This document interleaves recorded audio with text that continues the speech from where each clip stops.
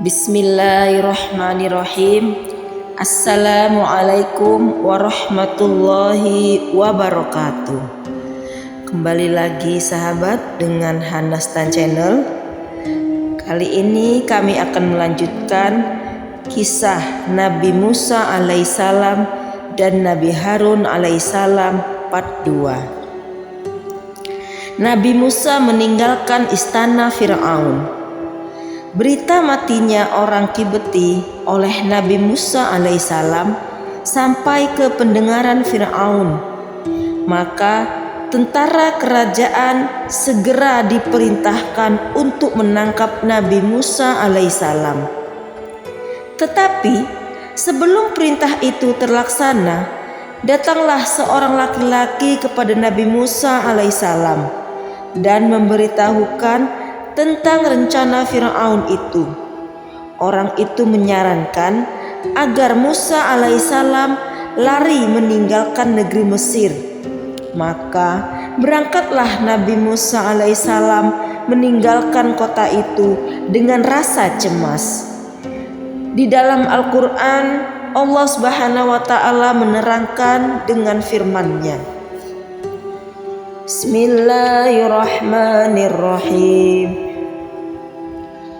Fakhruz inni laka minan nasihin. Fakhraja minha khaifan yataraqabu qala rabbi najjini minal qaumiz zalimin. Walamma tawajjaha tilqa'a madyana qala asa rabbi an yahdiyani sawa'as sabil. Artinya, maka keluarlah Musa dari kota itu dengan rasa takut, menunggu-nunggu dengan khawatir. Dia berdoa, Ya Tuhanku, selamatkanlah aku dari orang-orang yang zalim itu. Dan tatkala ia menghadap ke jurusan negeri Madian, ia berdoa lagi, mudah-mudahan Tuhanku memimpinku ke jalan yang benar. Surat Al-Qasas ayat 21-22. Dalam perjalanan itu, Nabi Musa alaihissalam tidak tahu arah yang dituju. Beliau berjalan hanya mengikuti langkah kakinya dengan rasa khawatir kalau dikejar oleh tentara Fir'aun. Nabi Musa bertemu dengan Nabi Shu'aib. Karena letih dalam perjalanannya, Nabi Musa alaihissalam kemudian berhenti sebentar di bawah sebuah pohon kayu dan berteduh. Dan tempat itu Nabi Musa alaihissalam melihat serombongan laki-laki menggembala yang berebutan untuk mengambil air dari sebuah sumur untuk diminum kambing-kambing mereka. Di tengah-tengah mereka terdapat dua orang gadis yang menunggu dengan sabar untuk juga mengambil air bagi ternak-ternaknya. Nabi Musa alaihissalam tidak tega melihat hal itu. Maka segera beliau bangkit untuk menolong kedua gadis itu mengambil air. Kemudian meminumkan air itu kepada ternak-ternaknya. Setelah itu, Nabi Musa alaihissalam kembali ke tempatnya semula di bawah pohon kayu dekat sumur itu. Beberapa lama kemudian, datanglah salah seorang gadis yang baru ia tolong itu. Dengan tersipu, gadis itu berkata, Ayahku mengundang Tuan untuk datang ke rumah kami, karena beliau hendak membalas kebaikan Tuan. Maka pergilah Musa bersama gadis itu menuju suatu tempat. Sampai di sana, Nabi Musa bertemu dengan ayah kedua gadis itu, yang tidak lain adalah Nabi Shu'aib alaihissalam. Di rumah Nabi Shu'aib alaihissalam Nabi Musa dijamu dengan penuh hormat. Kemudian ia menceritakan semua peristiwa yang dialaminya hingga ia dikejar-kejar oleh tentara Fir'aun. Maka berkatalah Nabi Syuaib alaihissalam, "Janganlah engkau takut, sesungguhnya engkau terlepas dari kaum yang zalim."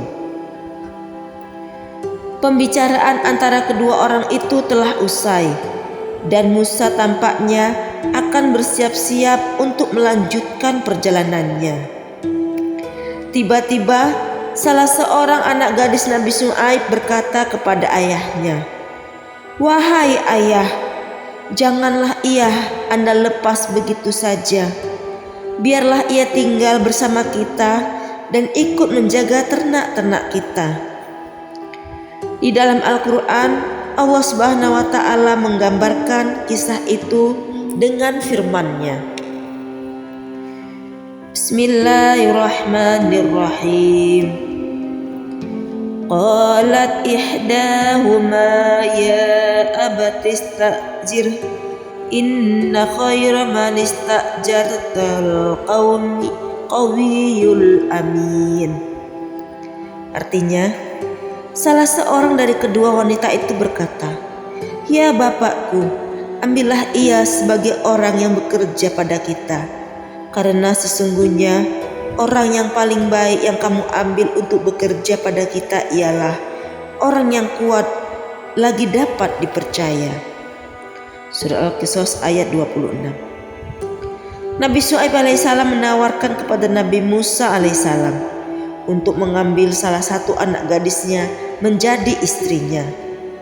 Hal ini disebutkan dalam Al-Quran yang artinya, "Berkatalah dia Syuaib, sesungguhnya aku bermaksud menikahkan kamu dengan salah seorang dari kedua anakku ini, atas dasar bahwa kamu bekerja denganku 8 tahun, dan jika kamu cukupkan 10 tahun, maka itu adalah suatu kebaikan dari kamu. Maka aku akan hendak memberati kamu." Maksud kami, maka aku tidak hendak memberati kamu, dan kamu insya Allah akan mendapatiku termasuk orang-orang yang baik. Surah Al-Qasas ayat 27. Nabi Musa alaihissalam menyetujui tawaran Nabi Syuaib.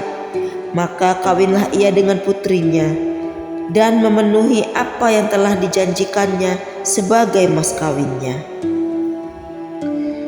Nabi Musa kembali ke Mesir.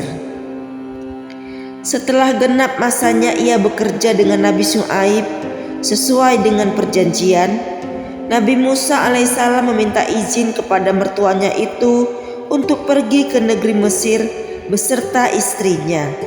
Maka berangkatlah suami istri itu melalui jalan-jalan kecil karena khawatir diketahui oleh kaki tangan Fir'aun yang zalim.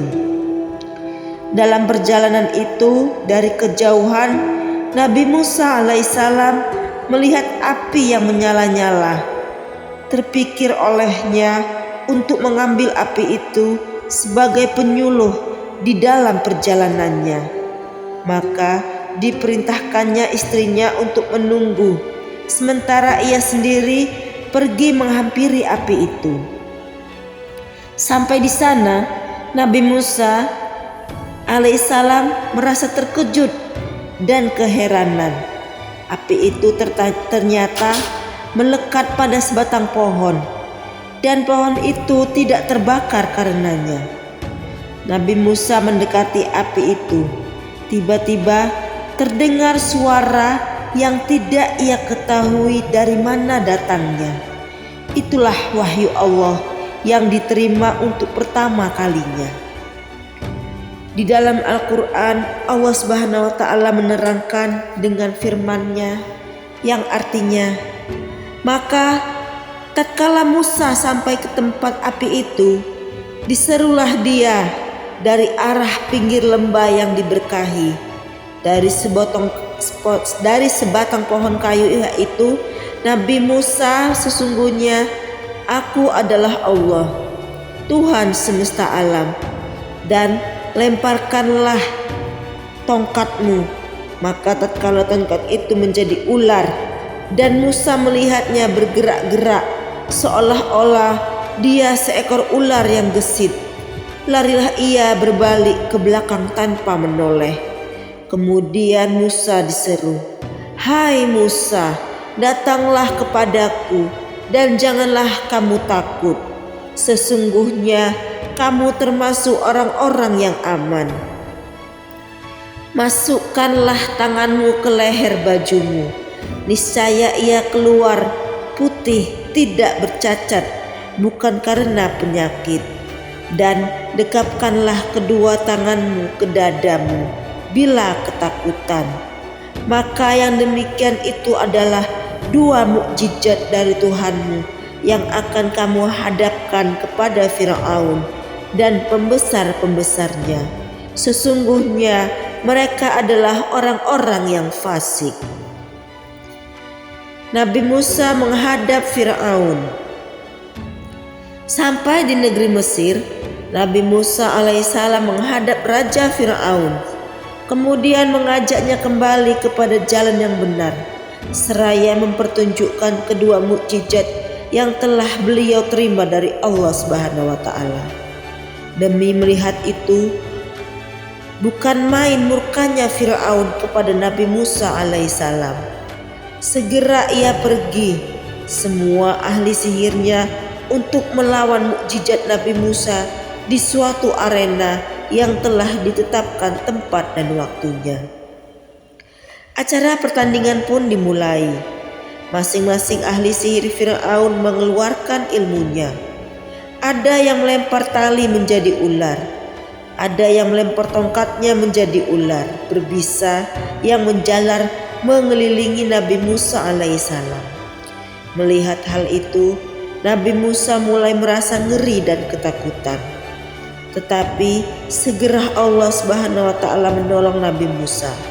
Hal ini sesuai dengan firman-Nya yang artinya, "Kami berkata, janganlah kamu takut.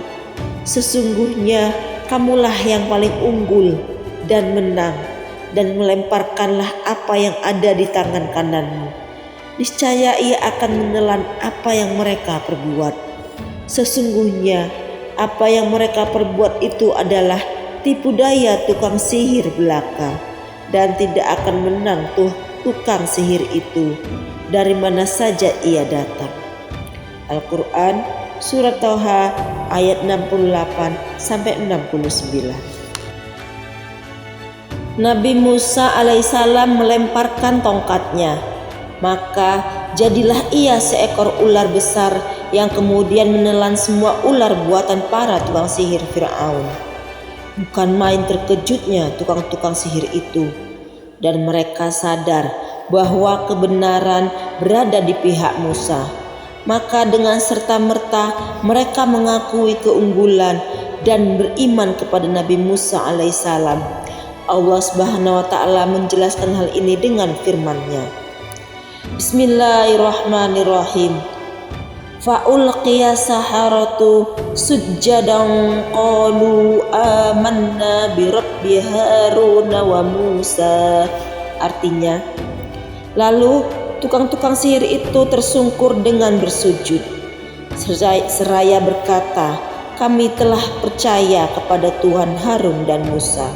Al-Quran Surat Thaha ayat 70.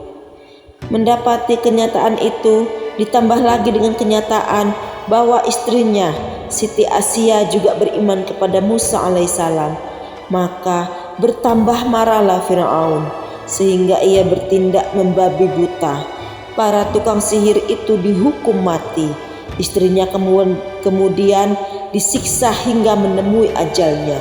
Begitu pula semua orang yang beriman. Maka larilah Nabi Musa alaihissalam bersama para pengikutnya keluar dari Mesir. Alhamdulillah sahabat, demikianlah kisah Nabi Musa dan Nabi Harun. Insya Allah besok akan kami lanjutkan part 3-nya. Saya ucapkan terima kasih. Billahi taufiq wal hidayah. Wassalamualaikum warahmatullahi wabarakatuh.